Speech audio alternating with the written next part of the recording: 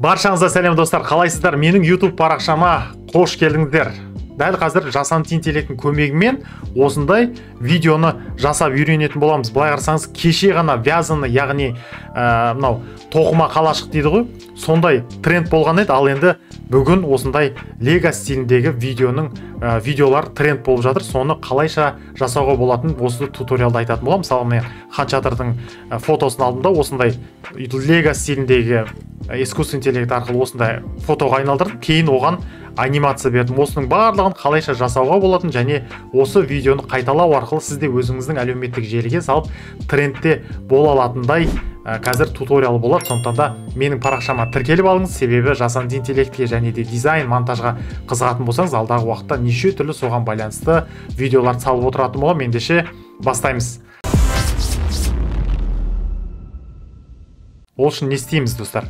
Ол үшін біз осы жерге ең бірінші сайт бізге керек болады. Мынау қазір осы жерде қолданатын сайттарды және де промптты қайдан алуға болатындығын осы парақшамдағы төменгі сілтемелерге жазып қоямын. Сондықтан да сол сілтемеге өту арқылы қолдана аласыздар, достар. Оның барлығы ешқандай да ақыл емес, тегін. Сондықтан да кіріңіздер, көріңіздер, бағасын өздеріңіз беріңіздер. Ең бірінші бізге керек осы Seedream деген искусственный интеллект керек болады. Осыны басамыз. Және де осы жерде бізге неше түрлі сайт ашылып кетеді. Осының ішінде бізге керегі мынау. Дәл осы сайтқа өтеміз, достар. Міне 4.0 деп тұр ғой. Fill AI Image Generator деген. Осыған кіреміз, достар. Міне осыған кіреміз. Және де егер тіркелмесеңіз, неше түрлі местерге кеңес берерім. Бір артығымен 5 Google почта ашып қойыңыз, себебі егер тегін пайдаланғыңыз келсе, лимит бітіп қалған кезде келесі Google почтамен кіріп пайдалана аласыз, достар. Сіз кез келген өзіңіздің қалашыңызда фотоны сақтап алсаңыз болады. Міне мост тұр. Тағы да бір лайфхак айта кетейін. Мына фотоларыңызда құр зданиядан гөрі адам болғаны жақсы. Егерде бір-екі адам қозғалып бара жатса, сол адамды алып жасанды интеллект адамға айналдыратын болады. Мысалы, мына жақта көліктің қозғалысы бар екен. Хан Шатыр дейді, мысалға, міне Хан Шатыр, осы жерде адамдар өтіп бара жатқанда тіпті тамаша болар еді. Мысалға, Абу Даби плазаны көріп тұрсыздар, осы Абу Даби плазаны давайте қазір айналдырып көреміз. Енді мына таңдаған фотоларымызды лего стильге айналдыру үшін осы Seedream AI деген қайтадан осы сайтқа кіремізді. Міне дәл осы жерде image reference-қа өзіміздің таңдаған апплоудты басу арқылы загрузкида жаңа дайындап алған фотоларыңыздың біреуін ашасыз. Мысалға, Абу Даби плазама, осыны ашамыз, выгрузитті басамыз. Және де бізге мына жерде number of image дейді, бізге біреу-ақ керек. Және де 2 фото болатын болсаңыз, бірден 30 кредит кетеді, көрдіңіздер ғой. Мына жерге промпт деп тұрған жерге біз дайындап алған промптты қоясыздар, достар. Осы промптты осы төменгі YouTube парақшамдағы сілтемеден ала аласыздар, достар. Так, содан кейін бізге ешнәрсе қажет емес. Мына create деген батырманы басамыз, болды. Загрузка кетті, достар. Дайын болған кезде осы фотоны аламыз да, мынау келесі сайт арқылы анимация бере аламыз. Қазір оған да келетін боламыз. Мынау қазір загрузка болып жатқанда қалайша айналдыруға болатын жолын айта кетейін. Кез келген жасанды интеллектті пайдаландыңыз, яғни сіз мүмкін Seedream істемей тұрса, сіз ChatGPT-ге де салсаңыз болады, бірақ ChatGPT дәл осы секілді жақсы жасап бермейді.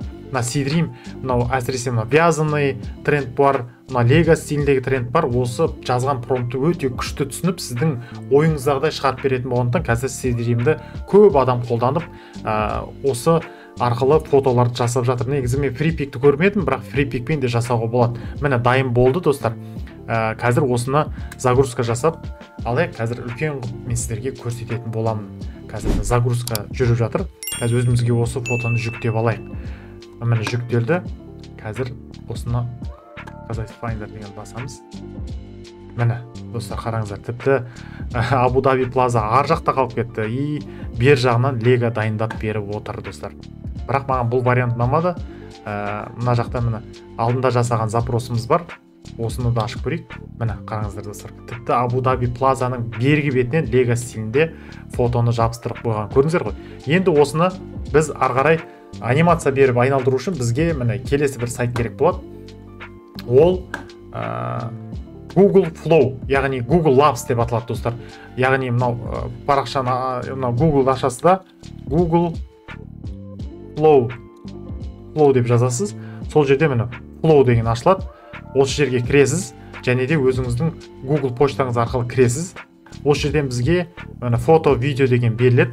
Осыны басамыз да, image дегенді басамыз, және де осы жерден сізге 4 түрлі вариант беріледі, яғни нұсқа беріледі. Текстовый запроспен жасай аласыз, таңдаған фреймді, яғни покадровый. Мынау және create image дейді. Мынау не үшін английский болып тұр, маған сол қызық болып тұр. Бағана ғана орысша еді. Мына sig out деген басайықшы. Так, Google Labs'ты қайттан Flow басайық. Міне көрдіңіз ғой. Дәл осылай сізге Google арқылы тіркел дейді, соны басамыз. Және New Project деген осы жерден басамыз міне. New Project басамыз. Сол кезде бізге міне image барлығы ашылады. Міне орысша болды міне.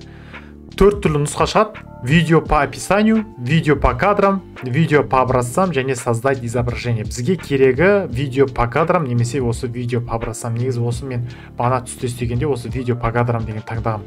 Мына бірінші бетті басасыз да, плюсті басып. Осы жерден загрузитті басамыз, принимаюды басасыз. Осы жерден жаңағы Абу-Даби стиліндегі, Лего стиліндегі фотомызды выгрузитті басасыз. Осы жерден керекті вертикаль немесе горизонталь таңдайсыз.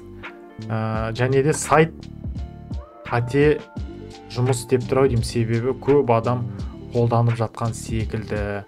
Егер ондай болатын болса, запросыңыздың кредитін бұлар алмайды, кері қайтарып беретін болды. Кадрировать и сохранить басамыз достар. Мына қараңыз, алдында осындай жалпақ қып жіберген. Содан кейін тіпті қап-қара болып тұр достар, қараңыздар, көрдіңіздер ғой. Осы жерде міне фотомызды жүктейміз, жүктеген бетте осы жерге animate this photo деп жазсаңыз болады, немесе жаңағы кіресіз да жасанды интеллектке. Сөйтесіз де осы фотоны жібересіз, сөйтіп напиши мне промпт для Google Flow AI для анимации, и чтобы все двигалось не спеша деп жазайын деген, мынау қате кетіп қалды. Сөйтті да оны искусственный интеллект түсінді, және де аударып берді бізге. Қараңыз, ағылшынша және орысша. Қараңыз мені. Анимирую это лего сцену плавно и аккуратно. Камера должна двигаться мягко и легкий долей небольшой параллакс. Облака пусть медленно проплывают, мини-фигурки лего пусть едва заметно двигаются. Керемет, иә. Осыны аласыз да, мені алып копировать деген басамыз. Және де біз қолданып жатқан флоуға келесіз да, осы жерде фото таңдайсыз да, міне осыны басасыз. Және де мына басамыз. Play'ді, яғни Enter'ді басамыз. Загрузка кетті достар. Қазір осы загрузка біткеннен кейін дайын болған өнімді көрсетемін сізге, бірден уақыт алмай. Запросымыз дайын болған секілді. Мен оны загрузкаға сразу загружать етіп алдым. Қазір нәтижесін көрейік, міне қараңыздар. Анимейтті басамыз. Міне тіпті өзінің звугымен қойып берген ғой достар, қарасаңыздаршы. Көрдіңіздер ма? Керемет емес пе, иә?